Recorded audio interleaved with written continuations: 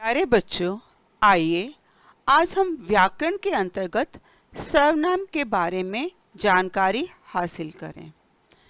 सर्वनाम का अर्थ, सर्व का अर्थ होता है सब और नाम का अभिप्राय है संज्ञा। इस प्रकार सर्वनाम शब्द वे शब्द हैं जो संज्ञा का स्थान ले लें, अर्थात जो सबके नामों के स्थान पर प्रयोग किए जा सके। बच्चों, हिंदी में बहुत सारे संज्ञा शब्द अर्थात नाम हैं और इन नामों का प्रयोग बार बार करने से वाक्य कुछ अटपटे बन जाते हैं। जैसे विकास ने विकास के मित्र दिनेश से कहा कि विकास कल विकास की मां के साथ चिड़ियाघर देखने गया था। इन वाक्यों में बार बार विकास शब्द का प्रयोग किया गया है, जिससे ये वाक्य अटपटे से लग रहे हैं। आइए इन वाक्यों को कुछ इस प्रकार देखें। विकास ने अपने मित्र दिनेश से कहा कि वह कल अपनी मां के साथ चिड़ियाघर देखने गया था। ये वाक्य स्पष्ट लग रहे हैं, सरल लग रहे हैं और इनमें कुछ भाषा का प्रवाह भी दिखाई दे रहा है।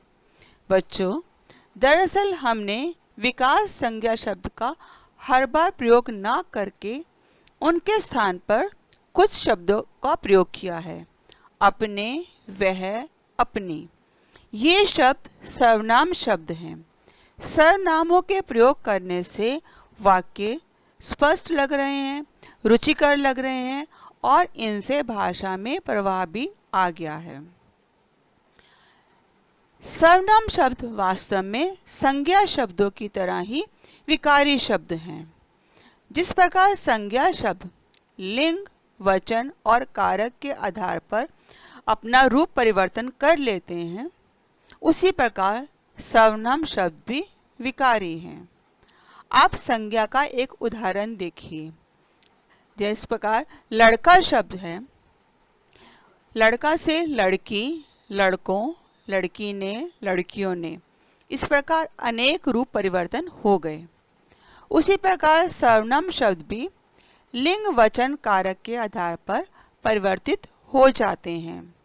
जैसे मैं, मुझे, मेरा, मेरी, हम, हमारा, हमारी, हमें आदि। सर्वनाम के 6 भेद हैं: पुरुषवाचक सर्वनाम, निश्चयवाचक सर्वनाम, अनिश्चयवाचक सर्वनाम, प्रश्नवाचक सर्वनाम, संबंधवाचक सर्वनाम और निजवाचक सर्वनाम। पुरुषवाचक सर्वनाम जिन सर्वनाम शब्दों का प्रयोग बोलने वाले, सुनने वाले या अन्य व्यक्ति के लिए किया जाता है, वे पुरुषवाचक सर्वनाम कहलाते हैं। बोलने वाला यानी वक्ता, सुनने वाला यानी श्रोता, या किसी अन्य के लिए हम कुछ सर्वनामों का प्रयोग करते हैं तो वे पुरुषवाचक कहलाते हैं। मैं, तुम, वह आदि। पुरुषवाचक सर्वनाम के 3 भेद हैं: उत्तम पुरुषवाचक सर्वनाम, मध्यम पुरुषवाचक सर्वनाम और अन्य पुरुषवाचक सर्वनाम। उत्तम पुरुषवाचक सर्वनाम जो सर्वनाम शब्द बोलने वाले या लिखने वाले के लिए प्रयोग किए जाते हैं, वे उत्तम पुरुषवाचक सर्वनाम कहलाते हैं। जिस प्रकार इन वाक्यों में देखिए, हम शाम को क्रिकेट खेलते हैं, मेरा भाई पुस्तक पढ़ रहा है, मैं कल बाजार जाऊंगा। इन वाक्यों में हम, मेरा, मैं ये शब्द बोलने वाले या लिखने वाले के लिए प्रयोग किए गए हैं, अतः ये उत्तम पुरुषवाचक सर्वनाम हैं। मध्यम पुरुषवाचक सर्वनाम जिन सर्वनाम शब्दों का प्रयोग बोलने वाला या लिखने वाला, सुनने वाले या पढ़ने वाले के लिए करता है, उन्हें हम मध्यम पुरुषवाचक सर्वनाम कहते हैं। तुम्हें पुस्तकें पढ़नी चाहिए, तुमने सुंदर चित्र बनाया, आप यहाँ बैठिए। बच्चों, इन वाक्यों में तुम्हें, तुमने, आप शब्द सामने वाला जो श्रोता है, जो बातों को सुन रहा है या जो पढ़ रहा है, उनके लिए प्रयोग किए गए हैं।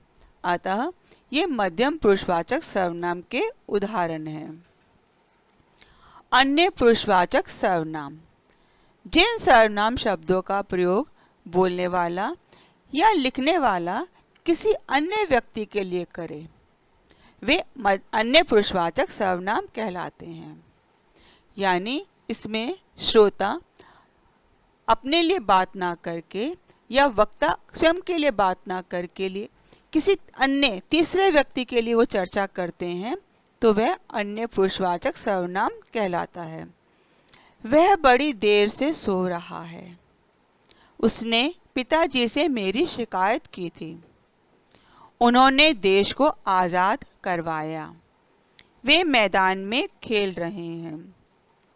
इन वाक्यों में वह, उसने, उन्होंने, वे अन्य पुरुषवाचक सर्वनाम के उदाहरण हैं। निश्चयवाचक सर्वनाम। जो सर्वनाम शब्द पास या दूर की वस्तु अथवा व्यक्ति के लिए निश्चय पूर्वक संकेत करें, वे निश्चयवाचक सर्वनाम कहलाते हैं।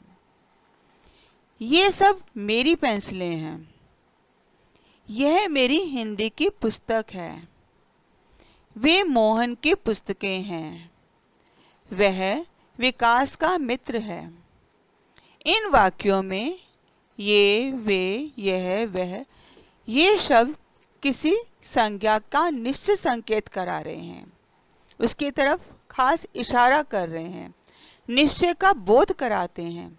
अतः ये निश्चयवाचक सर्वनाम हैं। अनिश्चयवाचक सर्वनाम। जो सर्वनाम शब्द निश्चित व्यक्ति या वस्तु का बोध न कराएं, वे अनिश्चयवाचक सर्वनाम कहलाते हैं। आपसे कोई मिलने आया है। यहाँ स्पष्ट नहीं है कि कौन है, पता नहीं कौन है, निश्चय पूर्वक बात नहीं कही जा रही है, अतः यह अनिश्चयवाचक हुआ। किसी का पेन मेज पर रखा है। शायद कमरे के बाहर कोई खड़ा है।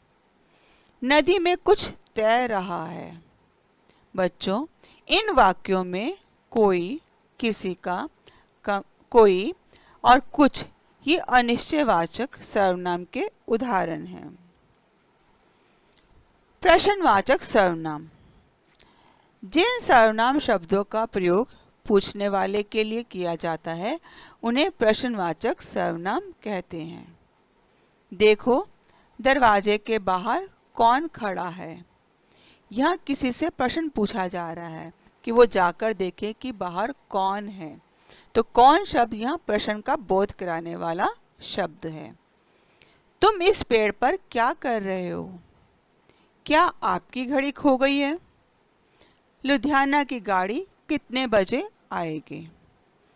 इन वाक्यों में कौन, क्या और कितने ये शब्द प्रश्न पूछने के लिए प्रयोग किए गए हैं, अतः ये प्रश्नवाचक सर्वनाम है। संबंधवाचक सर्वनाम।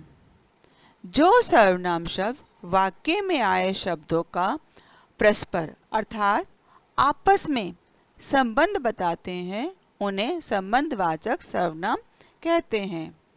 जैसी करनी वैसी भरनी। अब यहाँ करनी और भरनी क्रिया शब्द हैं। इन शब्दों का संबंध बताने के लिए जैसी और वैसी सर्वनाम शब्दों का प्रयोग किया गया, अर्थात जो जैसे कर्म करता है वैसा ही फल वो भोगता है। तो जैसी और वैसी संबंध बताने के कारण संबंधवाचक सर्वनाम है। कुछ अन्य उदाहरण देखिए। जो पढ़ रहा है वह मेरा भाई है। जिसकी लाठी उसकी भैंस। जो मेहनत करेगा वही सफल होगा। इन वाक्यों में जो, वह, जिसकी, उसकी, जो, वही ये शब्द संबंधवाचक सर्वनाम के उदाहरण हैं। निजवाचक सर्वनाम। वे सर्वनाम शब्द जिनका प्रयोग कर्ता स्वयं अपने लिए करता है, उन्हें निजवाचक सर्वनाम कहते हैं। मैं अपना काम खुद करती हूँ। इसमें वक्ता अपने काम के बारे में बता रही है कि वह अपना काम खुद यानी स्वयं, निज का बोध करा रही है। अतः यहाँ खुद शब्द निजवाचक सर्वनाम है, यानी वो काम किसी और से ना करवाकर खुद करती है। यहाँ खुद शब्द जो है वो निजवाचक सर्वनाम का उदाहरण है। कुछ अन्य उदाहरण देखिए। हमें अपना काम स्वयं करना चाहिए।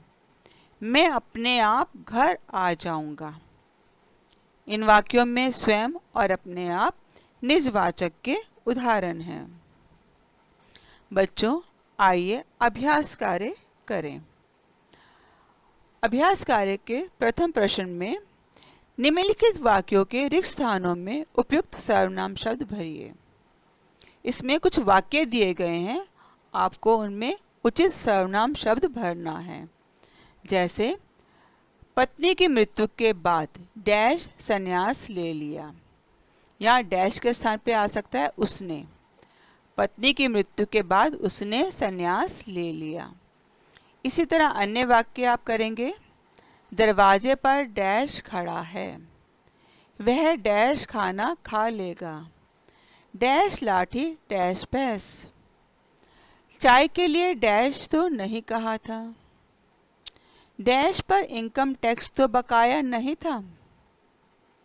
डैश कल डैश माताजी के साथ चिड़ियाघर देखने गया था।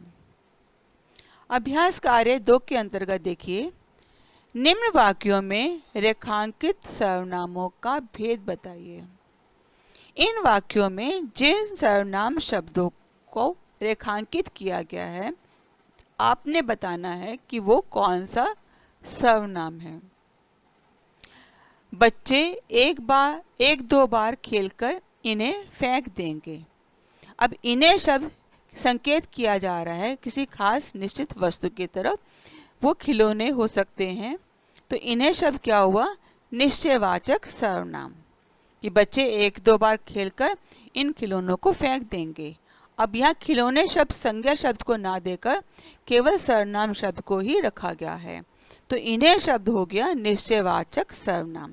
इसी प्रकार अन्य वाक्यों को जो रेखांकित शब्द हैं उनका आप भेद बताएंगे कि वो कौन से सर्वनाम शब्द हैं।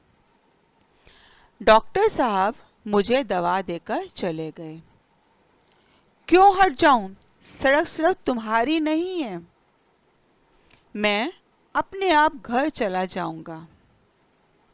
पेड़ के नीचे कोई खड़ा है। जो परिश्रम करेगा सो फल पाएगा। आप कल कहाँ घूमने गए थे? अभ्यास कार्य 3। यहाँ प्रश्न देखिए। सर्वनाम संबंधी अशुद्धि शुद्ध कीजिए। इन वाक्यों में रेखांकित सर्वनाम शब्द अशुद्ध है। आपने उनके स्थान पर उचित शुद्ध सर्वनाम शब्द का प्रयोग करके वाक्य पुनः लिखना है। मुझ ने पत्र पर हस्ताक्षर कर दिए। अब यहाँ मुझ की जगह क्या आएगा? मैंने पत्र पर हस्ताक्षर कर दिए। अगले वाक्य आप स्वयं करेंगे। हम शाम को घर लौट आऊंगा। कोई आदमी का नाम मेरे को याद नहीं। आज तुम का सपना सच होने जा रहा है। दरवाजे के बाहर कुछ खड़ा है। बाजार से खाने के लिए कौन सामान खरीद लाओ। आशा है आपको सर्वनाम समझ में आ गए होंगे। धन्यवाद।